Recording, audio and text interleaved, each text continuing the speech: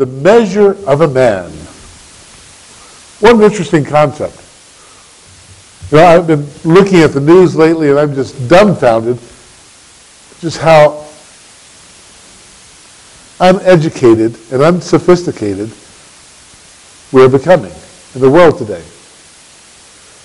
The measure of a man by modern day standards is his toys. Or it might be everything from guns and boats and motorcycles and cars to the women that hang on your arm. The measure of a man, he's trying to score some points. The measure of a man somehow is always measured by what he has or what's attached to him or some external factor. Now, the measure of a woman has also changed, by the way. How many baubles, how much bling, how much thing is there? When the reality, the measure of a man, and I'm speaking in that manner because there's more men than women at the moment, but the measure of, well, maybe not. The measure of a man really should be in holiness. And what is defined as holiness? This week's partial reading is kadoshim, holy things, or holies, plural. And last week we learned a little bit about, kadosh, what it means to be holy. But in the Bible, 25 times it says, Haya Kadosh, to be holy. To be holy. The Bible says also, be holy as I am holy. Ata, Haya Kadosh. Ani Kadoshim. For you to be holy as I am holy. The measure of a real person isn't the monetary. It's not the things. The measure of a person, and especially for men, especially for men, is a state of holiness before God. That is how quality is defined. That is where it comes from. And in our world today, which to me strikes me like the Brit Hadashah, the reading there from Matthew, it says there are weeds growing up among the wheat. And as a kid, I used to run through these fields with hay and then get these long stalks on them and kind of get this phony-looking wheat head on it. Do you know what I mean? They're all kind of fuzzy. It wasn't wheat. It was an imitation. And in the world today, the majority of men that you meet are imitations of what a real man is supposed to be. They are the weeds. And ladies, the weeds you shall have with you always. So, you want the real deal. You look for a man first who has holiness. We often confuse the attributes of holiness with other things. Did you know that people think that timidity is humility? Well, it's not. Timidity is being afraid. Being timid is to somehow being in a sense of feeling inadequate and forced to shrink back because of your inadequacy. That's what it means to be timid. But a person with humility, and gentlemen, a man with humility, doesn't shrink back, but he also doesn't have to push forward. He can stand his ground. When we think about the attributes of kadosh, humility is there. Some people confuse arrogance with confidence.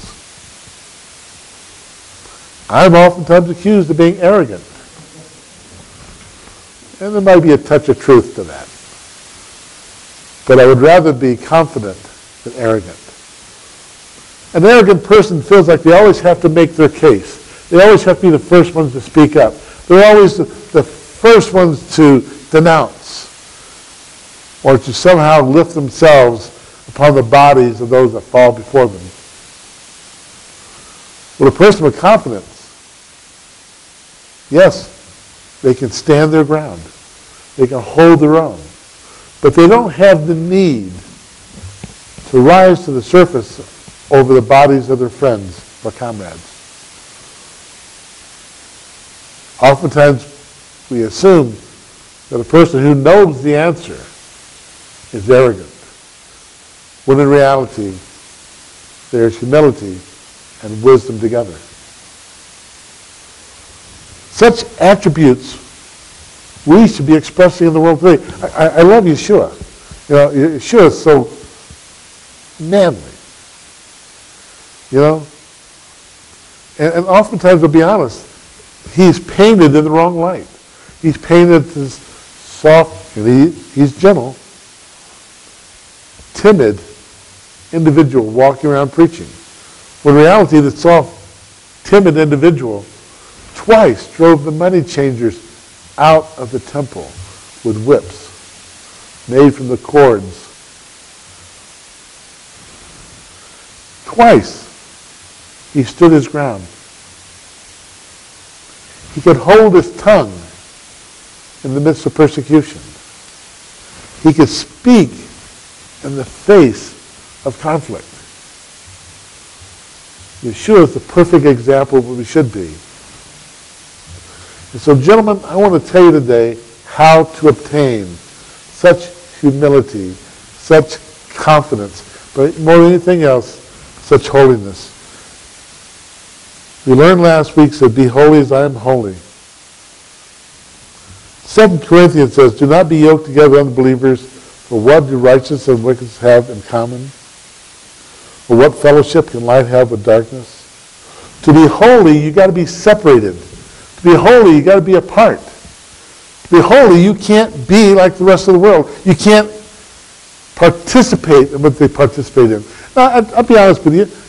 When I walk down the street, I can't tell you who's holy and who's not by simply looking upon their face. Not even in the religious Jewish community can you honestly do that, because everybody wears a kippah. And since we don't walk down the street with our faces glowing like, you know, some of those portraits, or a halo on top of our head, we live in the world, but we're not part of the world. And it's your actions and your speech and your deeds that show you to be separated and show you to be different. Holiness starts with the separation of unholy things. If you are comfortable in the midst of unholiness, you should be cautious. You should be cautious in the sense that somewhere along the line, you've learned to accept that that's how it is. Do you know you're supposed to be infectious? You should be the plague that changes the world around us. But it's a plague of righteousness, a plague of kindness, a plague of holiness. And that you should be infecting people, not being infected by people. You should be the carrier, not the victim. But it means being apart and separated from them. Now, I got news for you. When I look at Yeshua and I look at the Pharisees, Yeshua was cool. He really was. I never saw a Pharisee in the Bible being invited to a party or a wedding. You know what I mean? But Yeshua, by sinners and saints alike, he was invited